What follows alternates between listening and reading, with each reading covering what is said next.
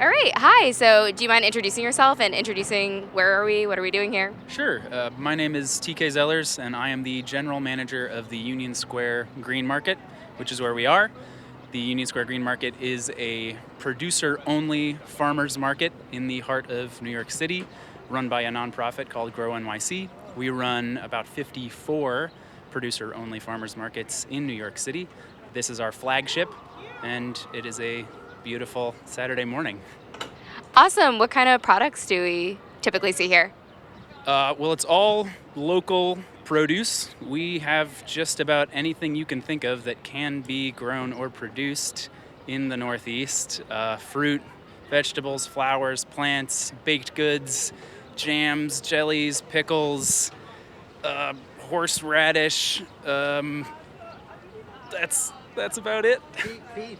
Oh, meat. Oh my gosh. Meat, dairy, eggs, liquid milk, cheese, any kind of cheese you could possibly want.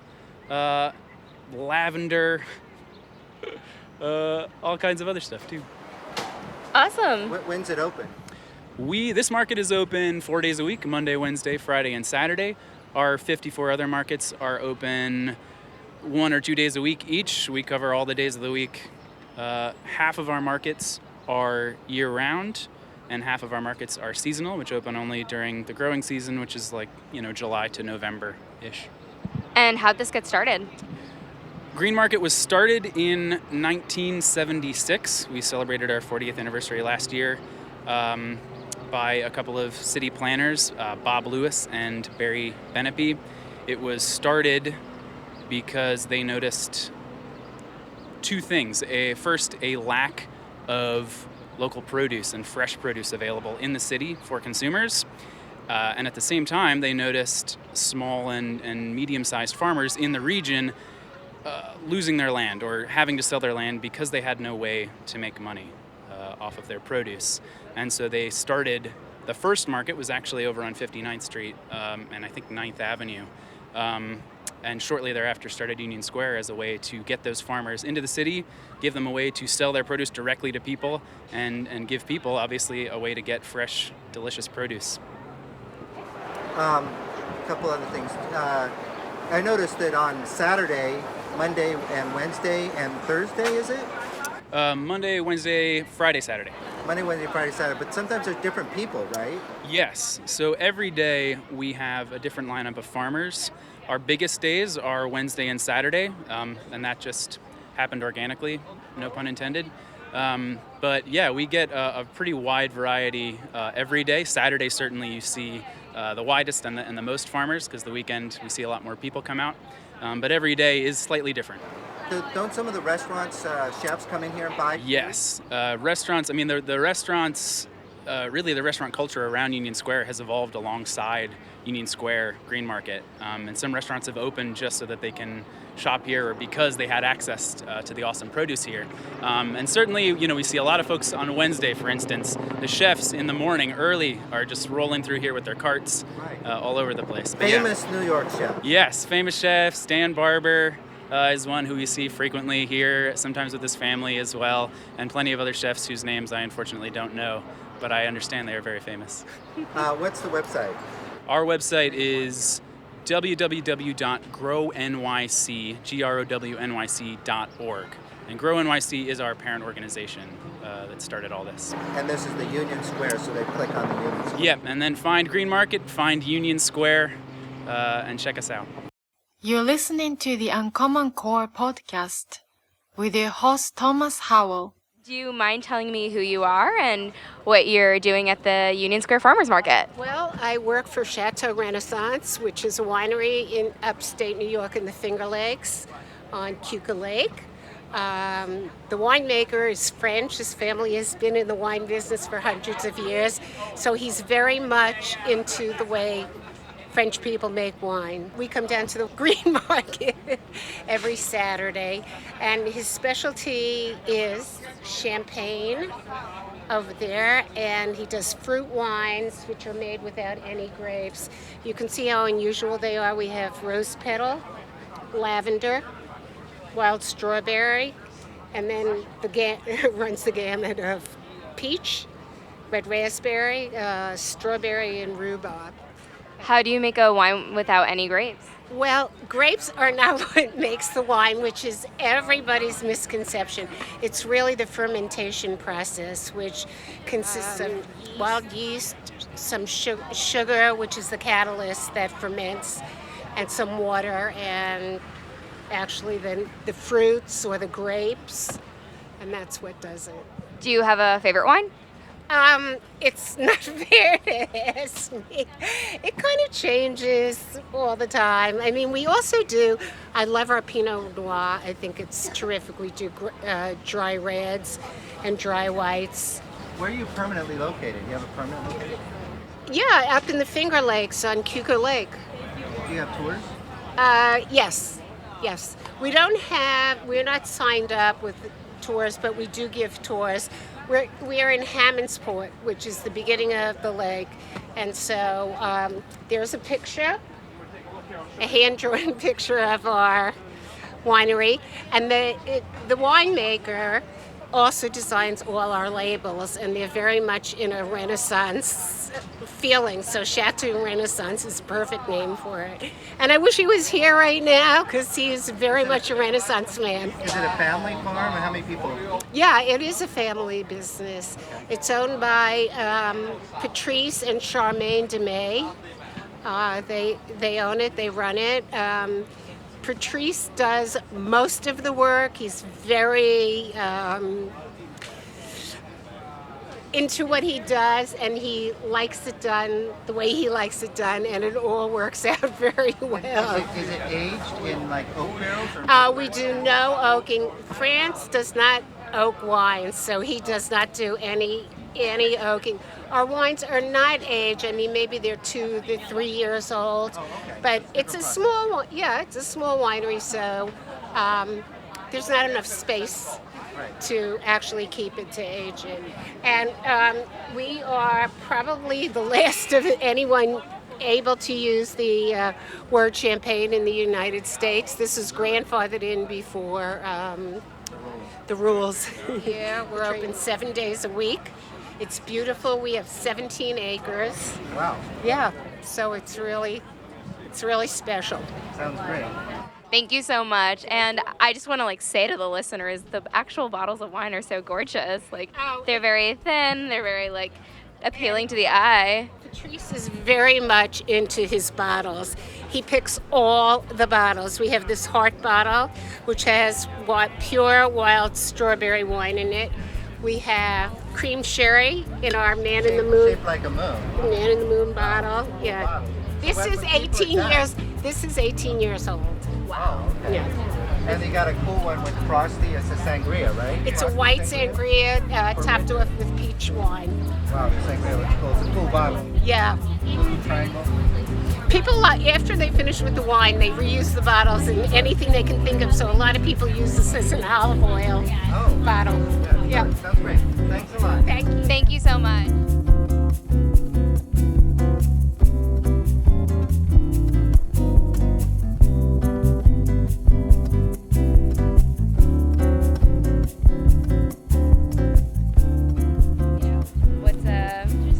Do you want to chat for 2 minutes? Did you get anything today, or? I didn't get anything yet, but I might if I. Are we rolling? Yeah. Okay, so do you mind telling me who you are and why you're at the farmer's market? Absolutely. I'm KK, and I'm from San Francisco. I'm visiting my friend who just moved out of SF 3 months ago. So just wanted to check. 10, more like 10. To me, it's like 3 months. I wanted to check out what his life is like. And it's great. He lives in, where do you live? No, east side. Yes. So checking out the farmer's market. I used to live in New York, so it's changed quite a bit since I lived in New York 5 years ago. How has it changed?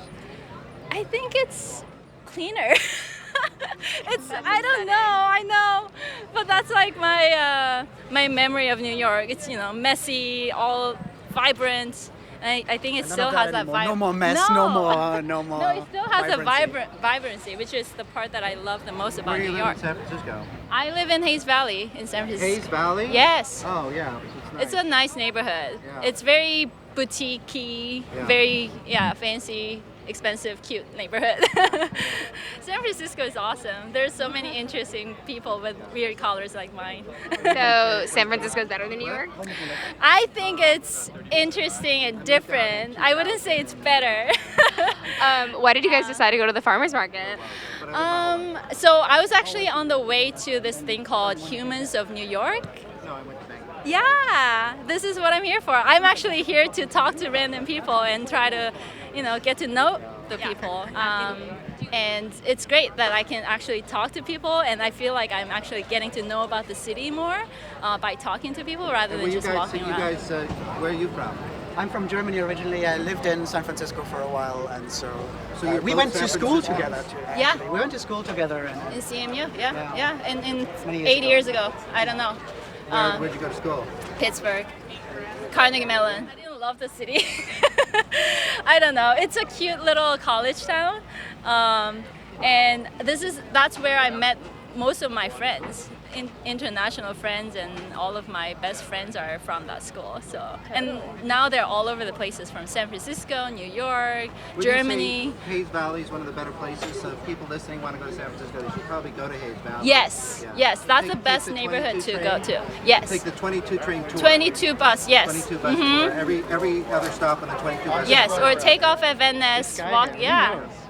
He's lived a lot of places. Mhm. Do you, since we're at the farmers market, do you mind telling me, like, do you have a favorite vendor, a favorite thing, anything stuck out? I was amazed by the flower shops. I might actually buy something and give it to my friend Daniel. well, thanks. So I need to care for a living thing then afterwards, yeah, because that's great. Thanks. Yes.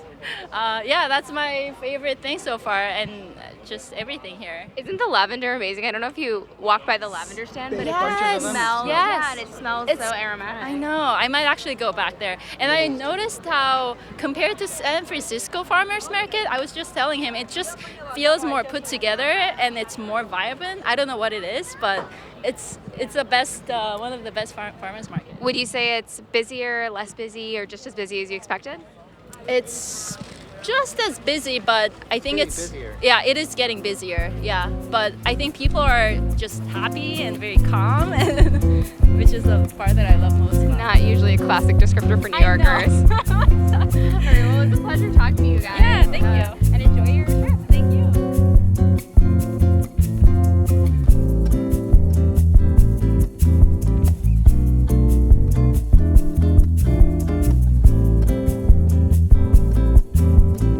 You got it. I promise. I really promise to peer pressure. Do you mind just introducing yourself and telling us what you're doing here?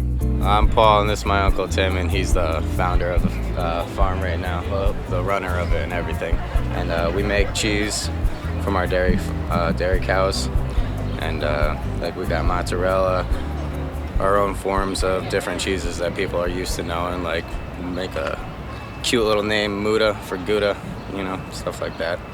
We got type of Breeze, some Middle Eastern even cheeses like halloumi and that. I'm gonna do a bunch of different stuff. We got kefir, buttermilk, regular milk, non-homogenized, cream on the top. Sure. Yeah. Is there a cheese that sells the best, or like a favorite cheese? Mozzarella. Everybody loves the mozzarella. It just comes and goes. Do you have a favorite cheese? What do I you love guys the say? I love the mozzarella. I love it all though. To be honest, it's all good. It's delicious. It's got your sharpness and your least sharp. And you got your spread cheese. We got ricotta and farmer's cheese. What makes your process different than like what the person would buy like at a big store? Like your hand. What's Well, makes it's a a handmade it's cheese? it's well, for one of the main things we have is a farmstead cheese, so everything's made on the farm, and like the cows we take care of and everything, so everything's just based off of one location. And as far as the cheese making goes, he really knows all about that, but I don't think he wants to talk right now. So it's a different process than the big corporations, yeah, right? it's a little bit there. It's different, right? Yeah, it's much different. And you can taste the difference too, right? Yeah, well, Of course. I mean, of course, yeah. That's why you're gonna have your local taste different than craft or something, So yeah, so it's a local farm. Is it a family farm? Yep. It's third generation now. Going to third, yeah. How long you been in the market? What is it? 15 years. Yeah. What's changed? With the farm itself, we've gotten more different types of cheese. Cheese has become more complicated with the amounts we have. And it takes years. Some of them take years to cure in that. So in order to sell it, it's going to take a couple years in that. But so some of them are still stocked up. They're aging right now in that. On the farm, it's really nothing. Cows get treated well every day. Yeah, so it's getting a little bit busy, so I'll just wrap it up. But the thing is, can people go to your farm and buy the cheese, or where do they go to buy the cheese? Because you're not here all the time. No, they can't actually. We don't sell directly off the farm, but there is this new website being created, but they're not like completely on the run yet, which we'll deliver to within like 250 miles of the farm. You sell it in New York in the stores? Yeah, we have them in a bunch of different stores, like Peck's supermarkets and that. Where else? There's Penning's Orchard in Warwick, which is in Orange County. There's a couple stores in Orange County that get it. A lot of places in Sullivan County that get it. And so really boutique cheese. What's your Facebook page? You said? Tonjes Farm Dairy. How do you spell that? Tonjes Farm Dairy. Yeah. Cool. Fantastic. Right. So can you deliver? Can you deliver to people if they want? Well, it depends on if somebody's getting a large order, then we'll deliver. If they have a little store or something like that. Yeah, exactly. Even restaurants can order if they want if they're within a reasonable radius and we can get to them with our deliveries and that, then we'll do it. Right. That's great. That's what we're looking for. Yeah. All right. Awesome. Thank you so much.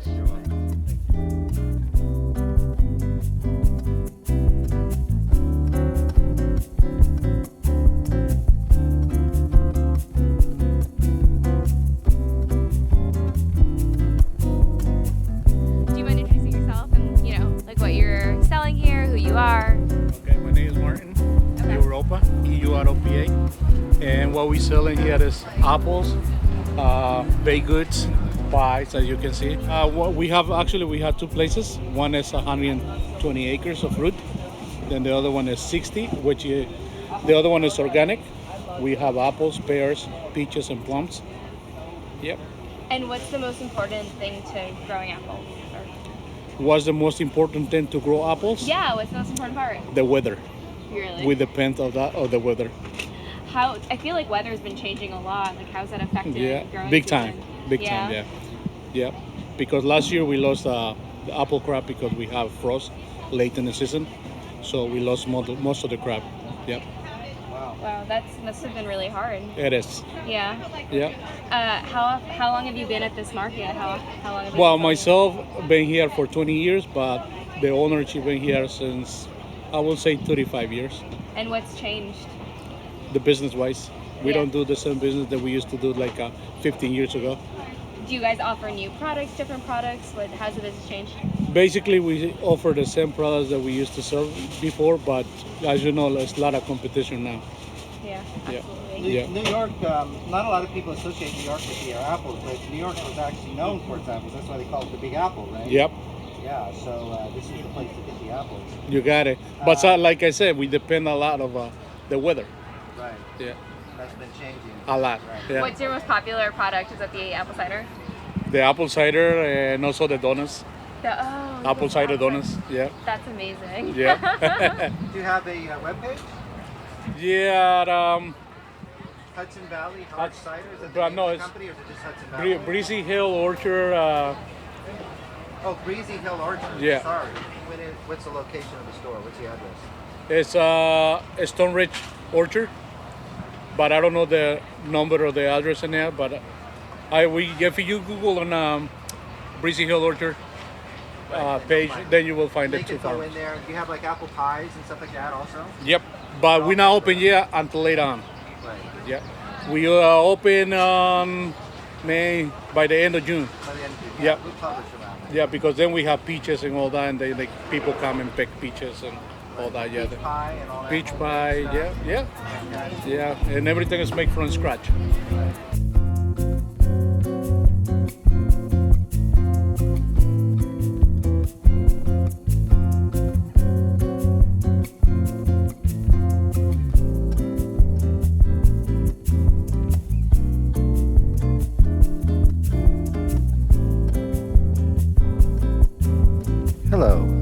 Tom Howell.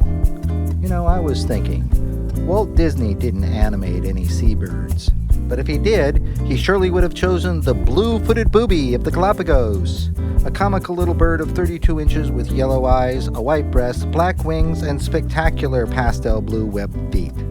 But habitat loss and egg collecting now threatened the booby. So, 12-year-old Will and his teacher, Mr. Bannister, started selling blue socks as a way to help. I'm talking about the Blue Feet Foundation. If you too would like to help the booby, feel good about yourself, and make a fashion statement all at the same time, go to bluefeetfoundation.com. That's bluefeetfoundation.com. Which you could also see on Instagram at thebluefeetfoundation.com, and take a look at some of those blue socks. The socks are about $12.50. You're listening to the Uncommon Core Podcast, episode 16, The Green Market. Links and information on the farmers and vendors featured here or in any of our episodes can be found on our blog at www.uncommoncorepodcast.com or www.uccpodcast.com. For advertising, go to www.advertisecast.com/1306. That's advertisecast.com/1306. Think 13 6-year-olds. You'll also find us on Twitter, Pinterest, Facebook, Instagram, and Tumblr. And so, without further ado, here's more from the New York City Green Market. Do you mind telling us your name and what you're selling here and who you guys are? My name is Maria. We are selling fresh poultry with Quattro's Farm. It's located upstate New York. Where in upstate New York? Poughkeepsie. Awesome. Or just outside of Poughkeepsie. So what kind of poultry do you sell? Chickens, turkeys, ducks, pheasants, geese. And are you like part of the process? Not anymore. It's my dad, my grandma, my dad's business. Yeah. But I live here now, but I grew up there. I go back home when I have time. Yeah, absolutely. So what differentiates your guys' products from something I could just find in a supermarket? well, obvious things like it's fresh, small scale. Pheasant is pretty hard to find. Pheasant and goose. Yeah, I think we're the only ones that raise. Well, I mean, we raise them. We hatch the pheasants. We're hatching, I don't know, a couple thousand right now. So we get them from ourselves. Are they hard to raise?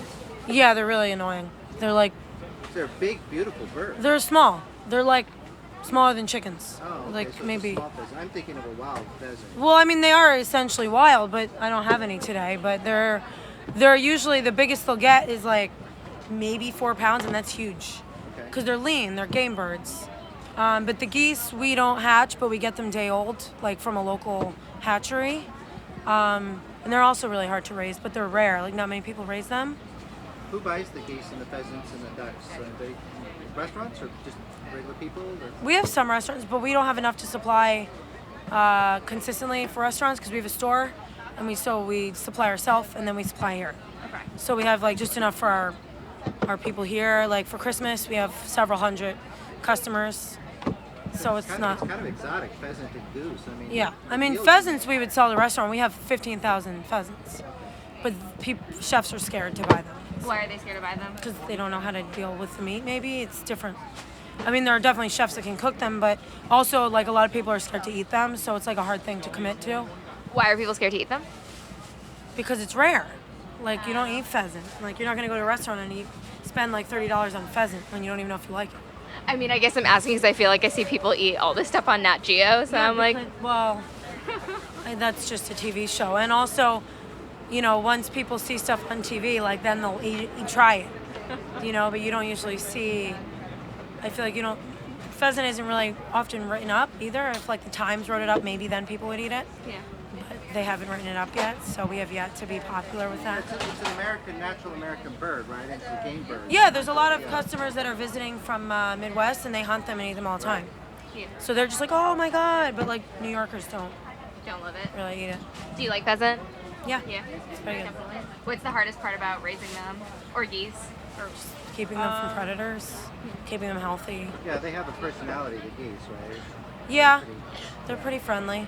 But we had one year where I think like a coyote or something got in the area and like killed like 60 of them in a night.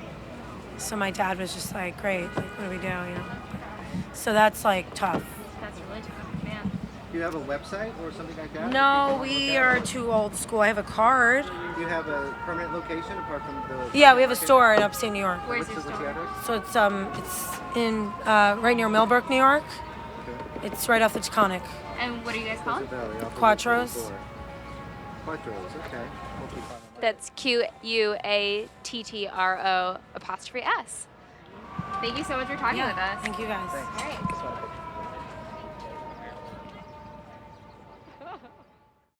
Okay. So do you mind telling me who you are and what you're selling today? Okay. Well, we're the Wood Homestead. My name's Laura, and we're selling maple products and eggs, pretty much. And how long have you been selling at the farmers market? Oh, let's see. My husband was coming down in the middle of the 80s, and then I met him shortly after that, so I've been, mid-80s. So it's definitely a family business. It's a family business. Everybody gets involved, even when the kids are little. Wait, talk to me about that. So what does it look like to, make maple syrup, to make maple products?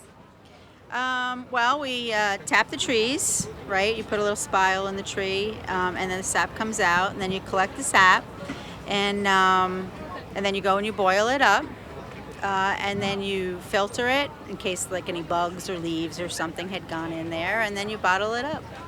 And do you guys have your own farm or own area? We have our own farm, and we have our own sap house and a maple kitchen where we bottle it. Yeah, and then we have the barn where we have all the chickens for the eggs. Absolutely. So what really differentiates your guys' product from things I could see in a grocery store? If I'm walking in, buying maple syrup, what makes your product really special? Well, it's good to know the farmer and where everything's coming from.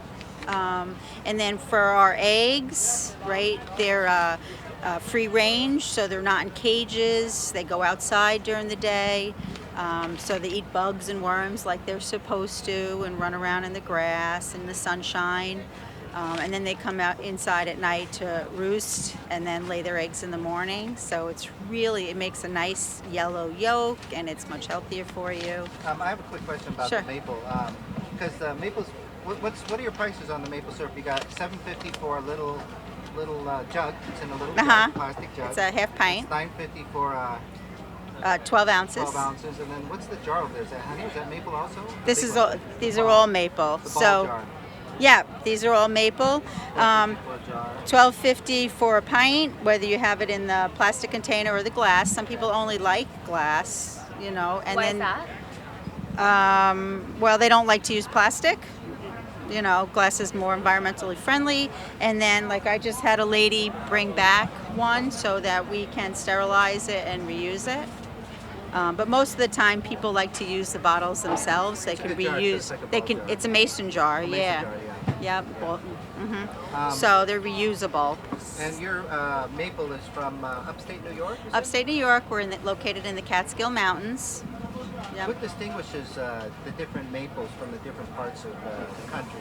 Because I know that some people are really into it, and they know the different flavors of different regions and stuff like that. Yeah. Well, you have different soils, right?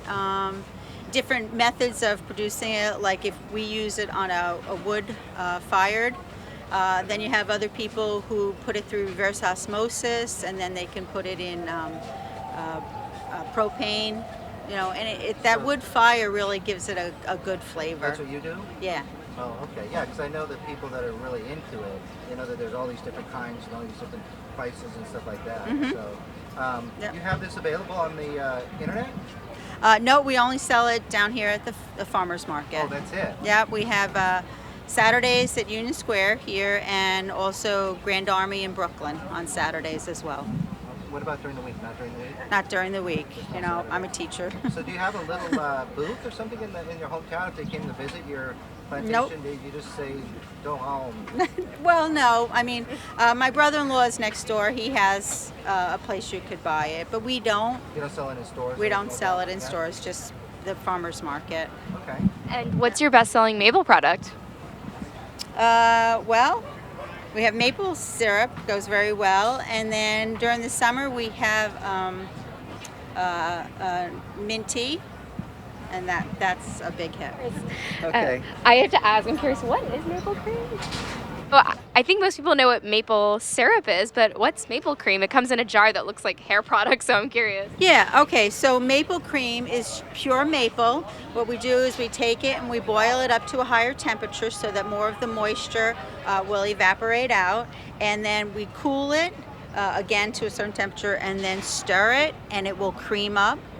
Okay. And then it's just spreadable, so you Put can. on your face? No, it's edible. Oh, it's you just eat it. pure Oh, maple. okay. It's pure maple. You can put it like you would spread peanut butter type Right, of thing. So okay. it's spreadable in that same way. You could put it on English muffins or donuts. You know, you could put it on your French toast too. Can you through the web or email address or something? Right here. He's really pushing it. Well, because Now, people are listening, they might find it interesting. They want to get kind of is cool. this a product you guys like pushed into market? I've literally never seen this before. That's why I'm Oh curious. no, it's common. It's Oh. very common. It's been made for many years. Man, I'm Yeah. not an American. It's upsetting. Wow. Okay. No, Well. we have maple cotton candy. That's good too. Yeah. Okay. All right. Popcorn, maple lollipops. Great. Pure maple candy. Amazing. Thank you so much. You're welcome. Take care.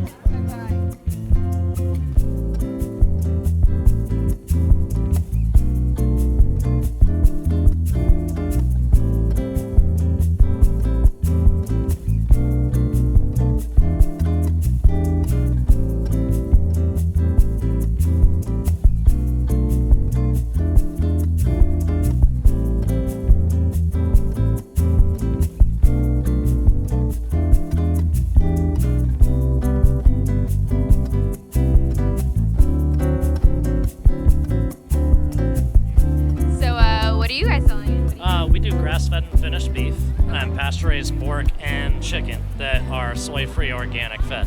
So I'm not sure if you're aware or your listeners are aware, but soy is a natural estrogen booster. It's been linked to certain kinds of cancer. So for a female, it's a big deal. You really want to keep it out of your diet in its raw form. You know, fermented soy is fine. We always like to say it took the Chinese thousands of years to figure out how to eat it. Why would we feed it raw to our cattle or our pigs or our chickens? Absolutely. Everything we do is animal welfare approved, which is the strictest label there is. They're completely independently funded. So the beauty of that is, unlike organic, where they want to certify you because it's a business and they get part of your earnings and a fee, AWA is just, yes, you meet our super strict standards, you're doing a good job, and we pass you. And you get audited annually, which is great because they keep tabs on you and make sure that you're performing that super high standard. Why is that standard important to you? Well, for us, we weren't farmers all of our lives. We just started farming 12 years ago. And we like to say with confidence that it's your right to see where your food comes from. And when the label says something like pasture-raised, when you show up, what you have in your mind should be something like what you're about to see, as opposed to free range, where you picture what I do, but what you really have is Tyson chickens that have the opportunity to walk outside 15 minutes a day, twice a day, and like none of them go out because it's scary out there and it's a little door at the end of the barn and there's no real grass. These guys, we believe in pasture-based systems and symbiotic relationships. So everything we do is going to be outside. So our egg layers, our meat chickens, our pork, even where the pigs have their babies called farrowing, that all happens outside with ample room so that they're never in this like scorched earth looking place. And yeah, you should be proud to use your canines as they were intended. And the only way to really do that is to go see it, grow it, or shake the hand that feeds you. So we decided to be the hand to shake and grow it ourselves. Absolutely. What made you get into this? Because it sounds like you've been doing it forever. 9/11 actually. Oh, really? Yeah, so my sister was at NYU and I was at Pace University and my dad was working in the city. And when 9/11 happened, he kind of freaked out and said, I just kind of want to get out of this rat race. Life's too short. And my sister's windows got blown out, which really made me angry. So I dropped out of college and joined the military. And when we all came back together, we had this beautiful spot of land. Decided to do something with it and went from a hobby to a business very quickly. So it's a family business? It's a family business. One of the coolest parts about us with the AWA, the Animal Welfare Approved label, is not only is our farm AWA, But the restaurant that we opened with my brother-in-law and sister is also animal welfare approved. So every single animal protein served at that restaurant is AWA. It is the only animal welfare approved restaurant in the entire world. And it's right in Hudson, New York, right on the main street. Wait, so tell me everything about this restaurant. What's it It's called? Where so can cool. listeners find it? Yeah, Like, it's called Grazinburger Diner. It's basically an organic burger joint. If something's not in season, you can't have it. So in the winter, you don't get a tomato on your burger. We're sorry. Everything comes protein-wise comes from my farm or another animal welfare approved farm that's 15 miles away, but we're, I think, 5.6 miles from the restaurant. It's the shortest travel possible to have a cooked meal at a real restaurant, and it's a closed loop. So it's really kind of neat. I mean, talk about farm to table direct. that's amazing. Yeah, and my brother-in-law Chip, he runs the kitchen. He's a pretty talented chef, and we do fun burgers every week. And there's also good vegetarian options there too, because we know that that's important. We like to cater to everyone. Well, there you go. So we have what actually Bill Clinton called the best vegetable burger he's ever had. Yeah, they come in every now and then. Their daughter Chelsea, the beef served at her wedding was ours, and it's all because we're animal welfare approved. And it's not just the label, but it's what that label means, because it is so strict. But it's totally doable. We're actually really proud. We had to change nothing when we got our first approval from AWA. That's amazing. Yeah, it's pretty fun. And where exactly is your restaurant? It's I think it's 717 Warren Street, but it's at the top of Warren Street in Hudson, New York, right across from the park. Okay. You can't miss it. It's this really cool Art Deco stainless steel diner that was like that classic greasy spoon. Yeah. That when we bought it, we renovated it a little bit inside, but kept the cool stainless outside and turned it into an organic joint. It's pretty cool. That's amazing. Yeah. And so just for our listeners, where can we find you on the internet? www.grazinburger.com. Okay. Or And spell that out? Grazin, Grazin, burger, Burger, Okay. .com. The farm is Grazin Angus Acres. That is Grazinburger, and we're going to be opening an organic distillery, Grazin Angus Distillery as well. So, Wow. yeah, it's pretty cool. Amazing. We're very passionate about organic and clean food. So my last question for you Yeah. is, I am a young professional in New York City, as you can imagine. Yes. What would be your advice to someone who's living the busy New York City life and kind of wants to break away and create a business, or do what basically you did? Like, To do what we did. yeah, because I think few people yeah. take this transition. Yeah, no, quite a few people do, and we've helped a lot of young farmers start. The number one barrier to entry, of course, is capital. What the best thing to do would be to maybe do some slow money, get your funding, or see if you can partner with someone who already has a farm. I hear it countless of times where we are in Columbia County, New York, that, well, we're just not sure that the customer base would be there. And we're like, they're there. Do it. Switch over. Because those farms that are always running but doing it conventionally, they have the land, they have the machinery. All they have to do is change over. You know, and there's like a year gap before you can really even call yourself clean, and then there's a 3-year wait before you can do certified organic stuff. But people, in my experience, aren't so concerned with the label organic as long as they get to talk to you and understand what you're doing. So the number one thing, if you're gonna start doing this, is make sure you know how you're gonna sell it. Flipping up a web page, probably not gonna do it for you. You need to be here talking to your customers and help them understand why you're different, better, and special. And we really feel like we are. Okay, awesome. Thank you for chatting Thank with you. me. That's one quick question. You Sure. got this stuff on ice. You Yes. send this, can somebody order it? online? Absolutely. You How can do go you right to send the it? website. If you go to grazinburger.com, you can click on the farm, and we will ship whatever you want right to you, except for Ship it eggs, in- because they don't travel You well. ship it in like styrofoam or something? Yeah, I have insulated containers that we have really good success with shipping anywhere. I think the furthest I've shipped is Florida, but it's usually Boston, Connecticut, and NYC. It'll come right to your door in one day. Right. Yeah, they ship the fish that way. Yeah, absolutely. Okay, great. Thank That's you so awesome. much. Thank you for chatting Yeah, with us, and enjoy good the luck. market. Yeah. Thanks.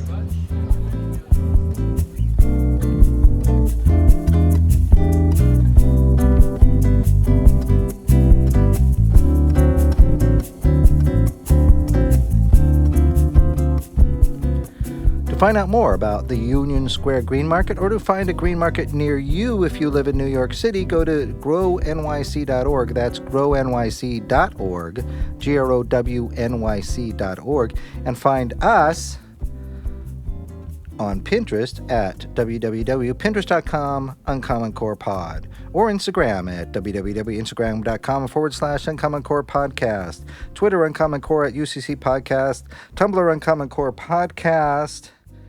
Merchandise such as bags, shirts, dresses, and towels featuring Q the Pug can be found at hugthepug.com. That's hugthepug.com.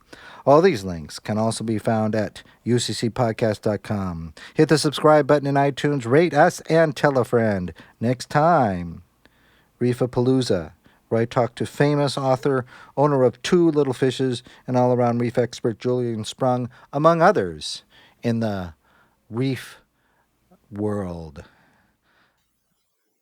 You've been listening to the Uncommon Core podcast with Thomas Howell. I'm Satoko Smith. Thank you for listening.